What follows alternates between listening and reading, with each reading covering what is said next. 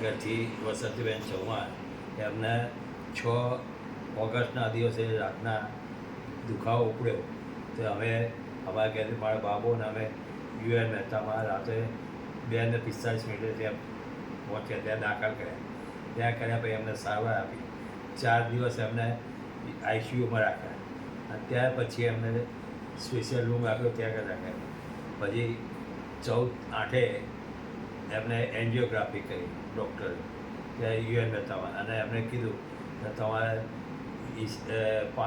5 નળીઓ બ્લોક છે, 2 નળીઓ 90% છે અને 3 નળીઓ 70% છે. તમારી બાયપાસ સર્જરી કરાવવી પડશે. પછી મારા બાબાએ કીધું કે પપ્પા અમને બાયપાસ સર્જરી કરાવી નહીં, 70 વર્ષની ઉંમર થઈ ગઈ છે એટલે અમને રિકવરી જલ્દી આવશે નહીં, એટલે આપણે બીજી સારવાર માટે તપાસ કરી. મારા બાબાએ 2 થી 3 ડૉક્ટરોનું ટ્રીટમેન્ટ અભિપ્રાય લીધો. અને પછી અમને 18/8 અહીંયા વિજયભાઈ શાહ ડૉક્ટરને ત્યાં સાયન્સ સિટી રોડ પર એમના દવાખાનામાં આવ્યા. અને પછી મારા બેસીસની ડૉક્ટર સાહેબે સારવાર તપાસ કરી અને એ કર્યું. પછી એમણે કીધું કે અમને એન્જિયોગ્રાફી કરી છે એટલે 20 દિવસની દવા લઈને પછી આવો. એ અમને દવા લખી આપી. એ દવા મુજબ અમે 20 દિવસ પૂરા કર્યા. 10મી સપ્ટેમ્બરે એ અમને ECPની સારવાર આપવાની ચાલુ કરી. ત્યાં 25 દિવસ થયા પછી અમને ડૉક્ટર સાહેબે કીધું કે તમે ઇકો કરાવો હોય તો કરાવી છે.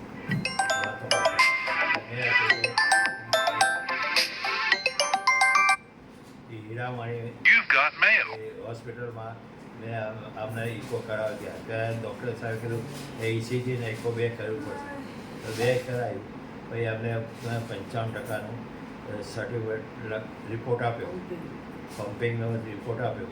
અને ત્યાર પછી અમે ડૉક્ટર સાહેબ બતાવ્યું. ડૉક્ટર સાહેબ એમ કહે કે મને આશા નથી કે આપણે 55% થશે. ઘણું સારું રિઝલ્ટ કહેવાય. આના હિસાબે આપણે સર્વિસ સારું છે.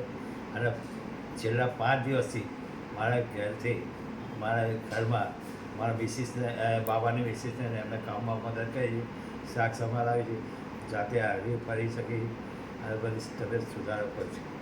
55% પછી પાછા 10 સિટિંગ લીધા ને? 55% થયા પછી 10 દિવસ જે બાકી હતા એ સેવા લીધી. હા, એટલે હવે ઇકો કરાવશો તો એમાં તમારું નોર્મલ પમ્પિંગ તો હતું, એ નોર્મલ જ રહેવાનું છે. 55-60% તમારું થઈ ગયું, 60% પમ્પિંગ. સરસ.